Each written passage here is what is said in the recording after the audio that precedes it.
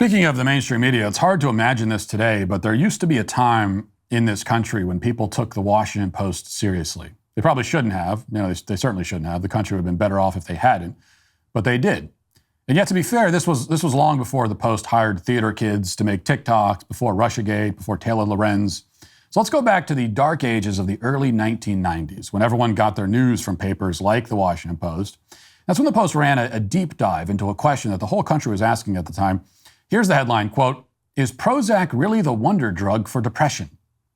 The answer, according to the Post's rigorous reporting in that piece, seemed to be yes. The science was settled. Depression happens when you don't have enough serotonin. So if you give people more serotonin, they're happy.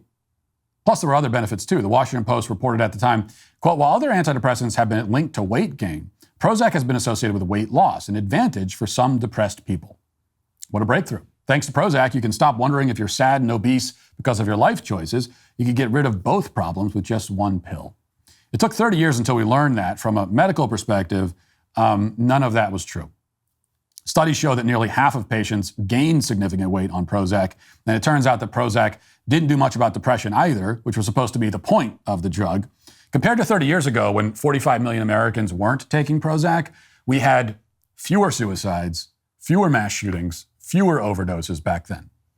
Why exactly didn't Prozac work as advertised? Well, it took until last year, which is a long time since the early 1990s, until we got some kind of explanation. Turns out that scientists had no clue what Prozac was doing in the first place. One of the leading journals in psychiatry determined that, quote, "The main areas of serotonin research provide no consistent evidence of there being an association between serotonin and depression."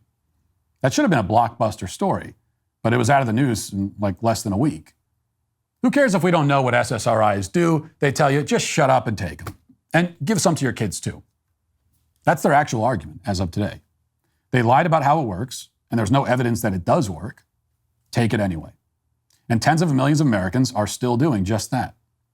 What explains that? Like, why are people still taking it? With opioids, there's a clear explanation. People became addicted based on lies from drug companies and doctors. But with Prozac, it's a lot less clear. Why are people of their own volition taking SSRIs to solve all their problems when even the pharma companies admit that the SSRIs don't work as advertised? These drugs have serious side effects, by the way. SSRIs can cause birth defects. They can kill your sex drive. They can make you agitated. And yet people are still taking them for no apparent benefit. Why? Whatever the answer to that question is, maybe people are desperate, maybe they're badly misinformed by the billions of pharma ad dollars, maybe it's something else, maybe it's a combination. This is not an issue that's going away. Big Pharma's grift is now expanding far beyond SSRIs like Prozac. Consider the current wonder drug named Ozempic. You've probably heard the jingle. If you haven't, I'm not going to sing it for you. Ozempic began as a diabetes drug when it came to market a few years ago. Recently, though, Ozempic has transformed, in the words of NPR, into a blockbuster diet drug because people taking it noticed that they lost a lot of weight. This February, nearly 400,000 Ozempic prescriptions were filled. That's an increase of more than 100% from the previous year. According to NPR, that means Ozempic has had a rise to superstardom. They say it's a hot commodity. Run out and get your prescription today if you want to lose weight. Now, it's worth pausing for a moment to consider the irony of NPR, which runs a segment every day about how fat people are healthy and beautiful, now telling you to buy some Ozempic because in truth, being fat is a disease that needs to be cured. The entire mainstream media toes this line. Being fat is good, and also being fat is a disorder that happens to you and you have no control over it. Of course, both approaches are wrong. Fat positivity is a cult that kills hundreds of thousands of people, many of them probably NPR listeners. And being fat is obviously a choice, not an identity. You chose to be fat by eating too much. It's not something that happens to you like scoliosis or spina bifida. So what's really going on here? Anytime the media outlets spin two contradictory narratives at the same time, it's worth looking into a little bit further and figuring out why they're doing it. So what's the real reason they're promoting Ozempic? Keep in mind that Ozempic is not some anodyne substance that anyone can try out for a few months without a problem. It can kill you.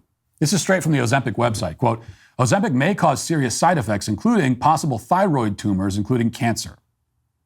Spend 5 minutes on Reddit, you'll hear all kinds of stories from Ozempic patients about some of the other terrible side effects. One user wrote, quote, "It made my burps smell and taste so ungodly disgusting. Think straight sulfur plus an outhouse at a NASCAR race in summer at the end of a race weekend. I'm not exaggerating that it was complete projectile vomiting out of my nose and mouth. It was an absolutely ungodly, horrible experience.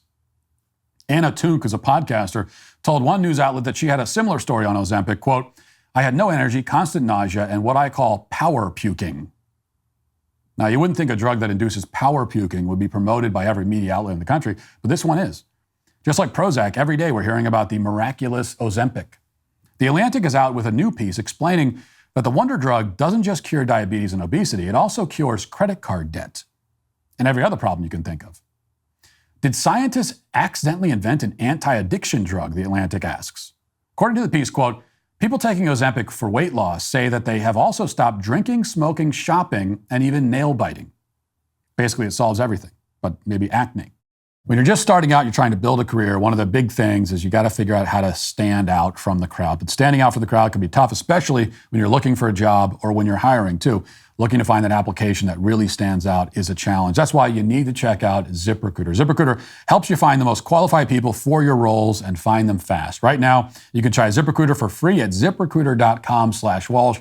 ZipRecruiter's matching technology helps you find the most qualified candidates for a wide range of roles. See a candidate you like? Well, you can easily send them a personal invite so they're more likely to apply. Their user-friendly dashboard makes it easy to filter, review, and rate your candidates all from one place. Let ZipRecruiter help you find the best people for all of your roles. 4 out of 5 employers who post on ZipRecruiter get a quality candidate within the first day. You can see for yourself how it works. Go to ZipRecruiter.com/Walsh to try ZipRecruiter for free. Again, that's ZipRecruiter.com/WALSH. ZipRecruiter, the smartest way to hire. You know, the first step in growing up and being a real man is getting off your parents' phone plan. Getting your own cell phone plan gives you a sense of independence and responsibility. It's a step towards becoming more self-sufficient. By paying for your own finances, you learn how to budget and manage your money. There are a ton of cell phone providers out there. Unfortunately, most of them want to lock you into these contracts, then tack on hidden fees at any chance they get. That's why I'm a big fan of Pure Talk. There are no contracts, no hassles. You can cancel at any time. It's very simple. Pure Talk is also giving you a free 5G Samsung Galaxy phone when you sign up for the $55 per month unlimited plan plus hotspot today. They use the same nationwide networks as major carriers, so you get all the same coverage that you do, but a lot cheaper, a lot easier. Switching over to Pure Talk is so easy. You can make the switch, keep your cell phone, keep your phone number. With their U.S. customer service team, you can make the switch in as little as 10 minutes. Pure Talk is so sure you're going to love your service that they're backing it up with a 100% money-back guarantee. So go to puretalk.com, enter promo code Walsh to save 50% off your first month. That's puretalk.com, promo code Walsh. Pure Talk is simply smarter wireless. Here's how the Atlantic article begins. All her life, Victoria Rutledge thought of herself as somebody with an addictive personality. Her first addiction was alcohol. After she got sober in her early 30s, she replaced drinking with food and shopping, which she thought about constantly. She would spend $500 on organic groceries, only to have them go bad in her fridge. "I couldn't stop from going to that extreme," she told me. When she ran errands at Target, she would impulsively throw extra things, candles, makeup, skincare products, into her cart. Then this woman started taking a version of Ozempic, and suddenly, according to The Atlantic, all her problems went away. Quote, "Her food thoughts quieted down. She lost weight. But most surprisingly, she walked out of Target one day and realized her cart contained only the 4 things she came to buy." Another woman, Mary Marr, reported similar results. Marr said that she hopes to stay on Ozempic forever. Quote, "It's incredibly validating," she told The Atlantic. It's incredibly validating. Medicine meant to affirm and validate. You know, there's a lot of that going around these days. Now, to be clear, there's no scientific basis that explains what, if anything, is happening here. Ozempic releases a hormone that tricks the pancreas into releasing more insulin, which sends signals to the brain that we don't fully understand. The Atlantic admits that, quote, "The exact mechanism of weight loss is still unclear. Most intriguing, it also seems to reach and act directly on the brain." Now, the piece quotes a biologist saying that Ozempic's pseudo-hormones, quote, "appear to actually bind to receptors on neurons in several parts of the brain." So just like Prozac, it's supposed to solve a bunch of problems all at once, but no one's really sure how. Before Ozempic, Mary Marr and Victoria Rutledge just couldn't resist putting unnecessary garbage in their shopping cart at Target. Now they no longer have those inclinations, those thoughts. Their thought process has been changed by a drug, and nobody seems interested in asking any questions about that. Like, how does that happen? What are the long-term effects of people flooding their bodies with Ozempic for 80 years? What other effects is this having on these users' personality or day-to-day interactions with other people? No one has any idea. There haven't been any long-term studies on this, just like there were no long-term studies on Prozac or cross-sex hormones for children. Ozempic might make people's lives worse in many ways, as Prozac did. We don't know. All we know is that people who are desperate for validation for assurances that they're not responsible for their own actions, which is what they want validated, are welcome to load up on Ozempic. Take the pill. It'll make you feel better. Don't think about it. That's the pitch from Big Pharma. Now let's think about the implications of this for a moment. Assume that Ozempic works, just as The Atlantic is describing. If this drug stops people from shopping too much, then it has somehow mitigated the desire to shop. But that desire is a conscious thing in the mind, which means that the drug is, in a literal sense, manipulating people's thoughts. And of course, this is nothing new. All psychiatric drugs do this. But the mind itself is still, in many ways, a mystery to science. Like the doctors that are prescribing things that affect your mind, they can't even tell you what exactly the mind is, or where it comes from, or how it works.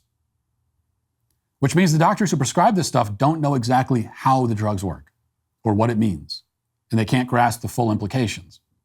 We're treating people like machines, incapable of changing their own behavior or engaging in self-control. And that's exactly how the system wants you to see yourself. You cannot fix this problem yourself. You know, if you're Victoria Rutledge, somehow, was Victoria Rutledge incapable of going to Target and only buying a couple things? Like she couldn't, physically impossible? Or did it just require a little bit of effort and self-control that she didn't feel like generating? Think about every drug, and there are many of them, that warn about suicidal thoughts as a side effect. Ironically, Prozac, which is supposed to cure depression, has been known to drive people to suicide instead. This means that a drug, here's what it means, that a drug is putting self-destructive thoughts into a person's mind. Suicidal people are not mere animals acting on instinct. They are, again, conscious agents responding to thought processes. These drugs are in some way causing these thought processes. How does that work? How can a pill make a person want to kill themselves? How can a pill put in a person's mind the thought, you should kill yourself?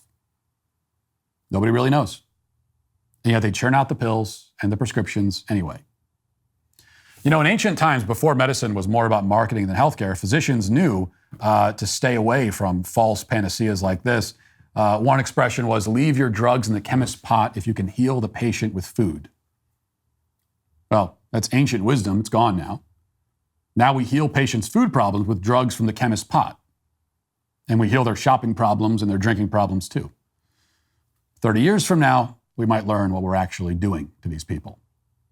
But for now, Ozempic is canceled. And that'll do it for this part of the show as we move over to the members block. Hope to see you there. If not, talk to you tomorrow. Godspeed.